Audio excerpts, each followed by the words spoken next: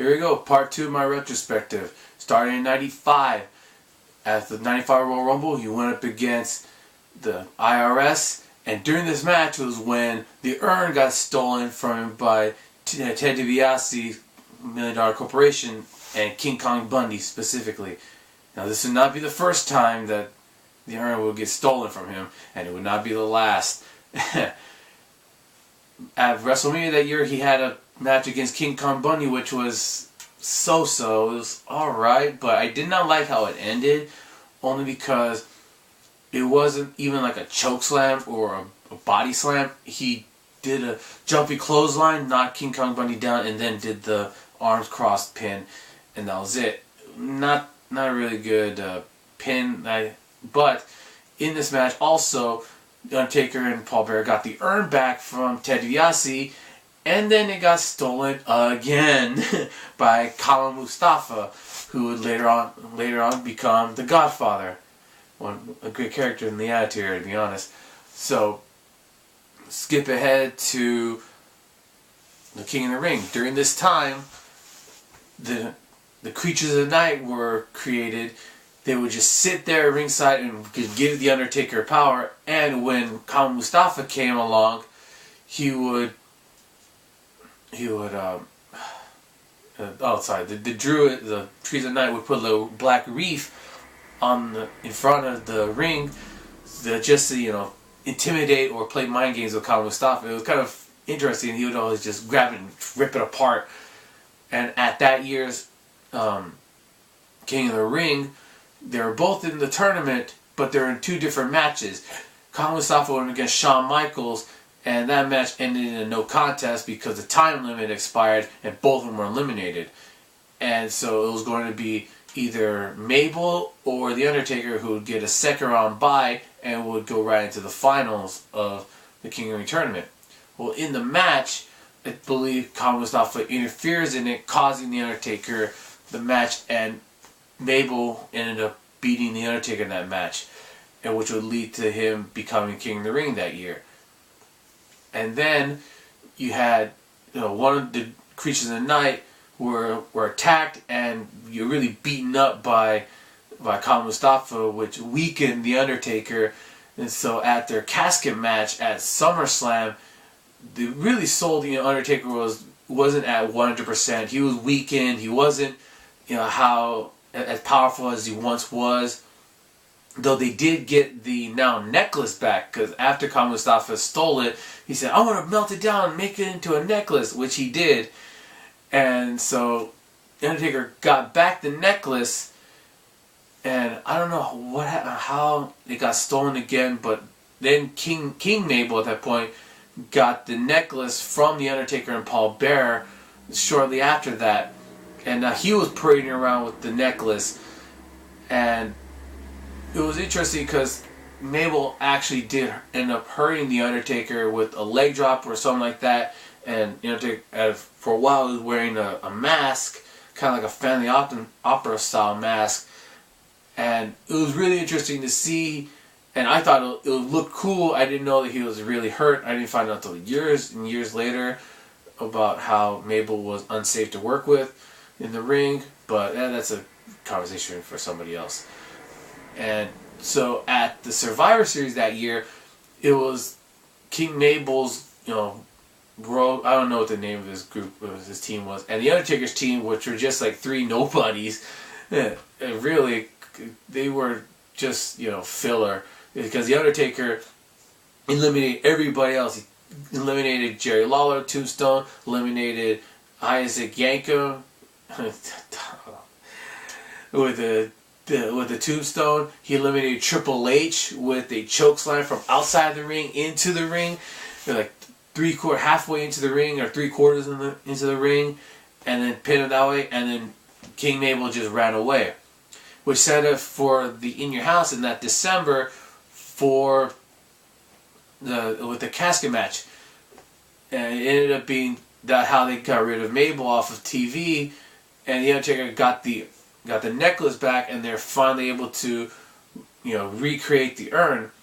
And at the end of the match, The Undertaker he does this with to signify that he wants the WWE Championship. So that year, at the next Royal Rumble in '96, he has a match against Bret Hart for the championship.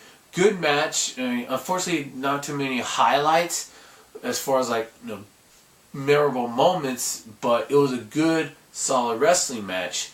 I mean, Bret Hart was one of the best wrestlers I'd ever seen, and at the end, Bret Hart tries to like do what's that move called?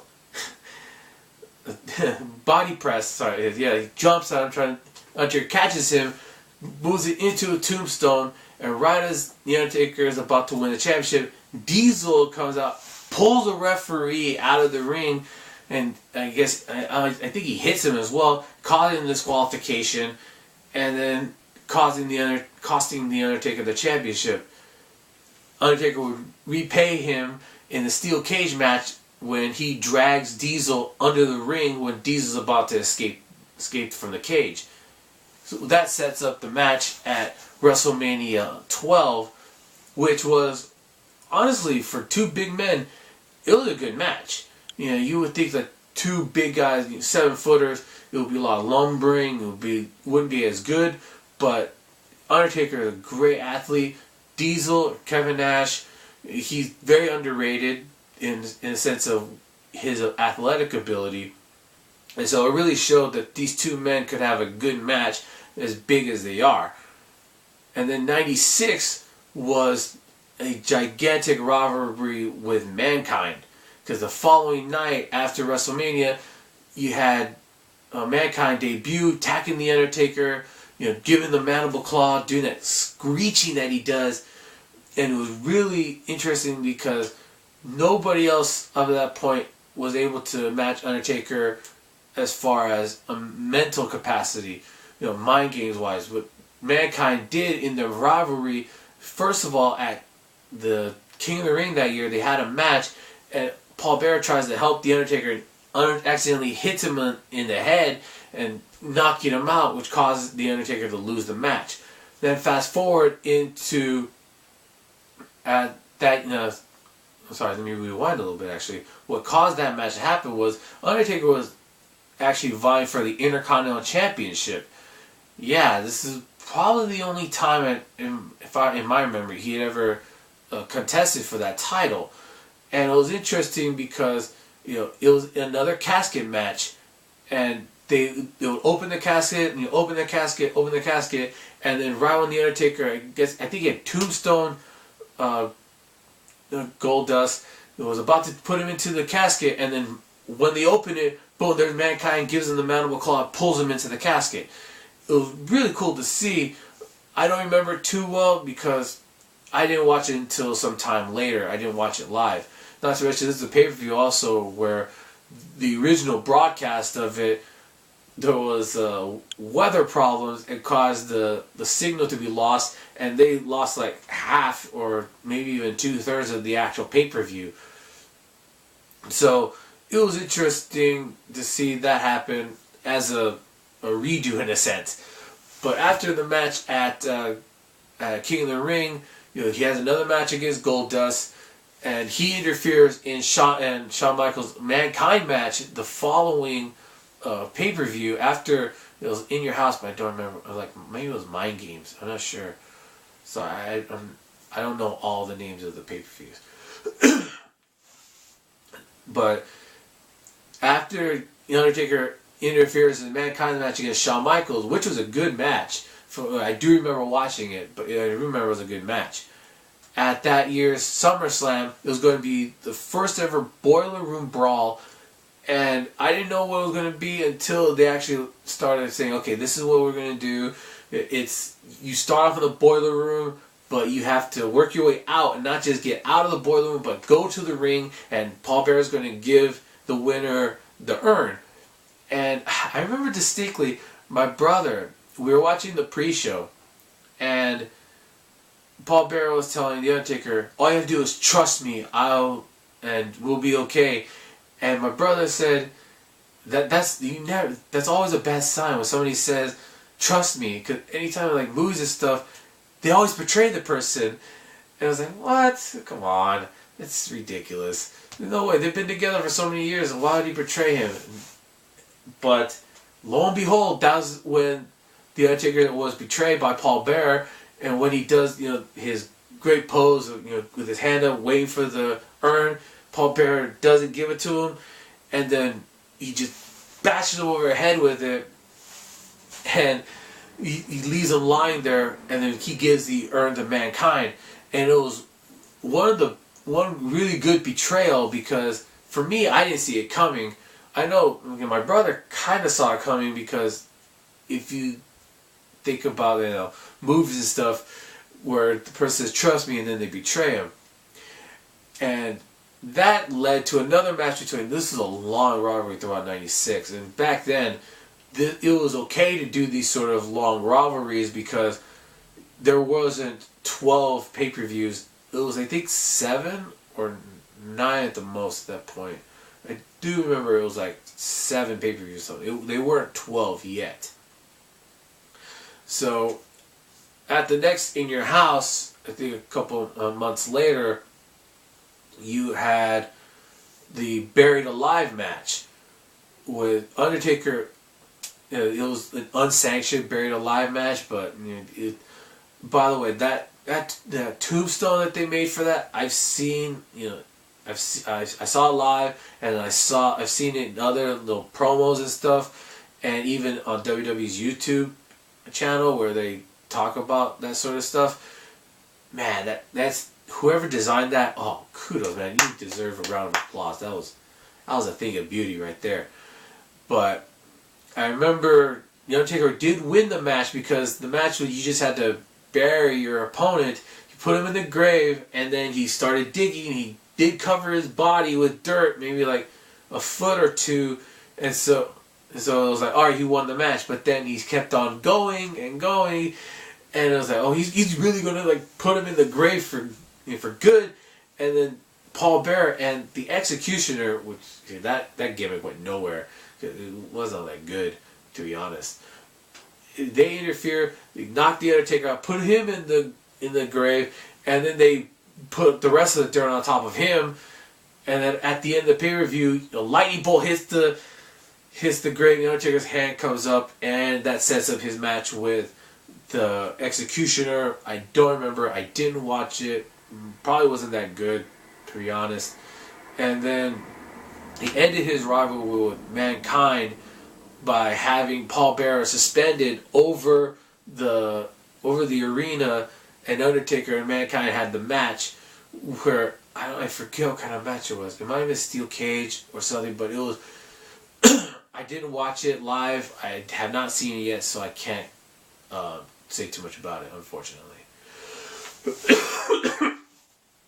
But that left him open to go into '97, where he would not win the Royal Rumble because Austin was eliminated by Bret Hart, and then I think it was Vader and Mankind were brawling outside, and then the refs were too busy with them, and then Steve Austin gets thrown out, and he gets jumps back into the ring. And unofficial, as far as I'm concerned, he didn't win the Rumble that year. He's only won 2, as far as I'm concerned.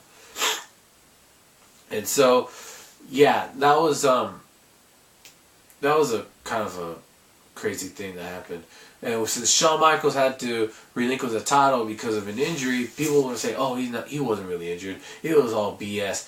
If you think about who Shawn Michaels was at that point, the guy did not want to relinquish that title to anyone. If he was really all about me, he would not have wanted to just drop the title to nobody or relinquish it due to injury. Think about it, a year later, he went into a WrestleMania match with a back and knee surgery. But I'll get into that maybe in another video. But that's a topic for another day. That The Undertaker wins the Fatal 4-Way match at the In Your House in February, and that he becomes the #1 contender and wins the WWE Championship at WrestleMania 13 against Psycho Sid in a no disqualification match. The match was okay, not as good as his match against Diesel, and because Sid it was a lot stiffer and not as athletic as Diesel was. So it was okay. It was good. It was great to see Undertaker win the championship. Unfortunately, his reign was kind of marred because some of his opponents. He had Vader, a good match, but I was never as big of a Vader fan. He had a good match against Farouk, but that was overshadowed because of the racial politics behind it. His match against Austin was okay, not as good as some of the later matches, but it was a good match. But his match against Bret Hart at SummerSlam that year was really good. Good wrestling match. The good, cool stipulation. But if you look back on it now, you should have seen it coming that Bret Hart would not lose the match because he was saying, if I lost, I would never wrestle in the United States again. And Shawn Michaels is a special guest referee. His stipulation was if he didn't call it straight down the middle, he would not be able to wrestle in the United States again.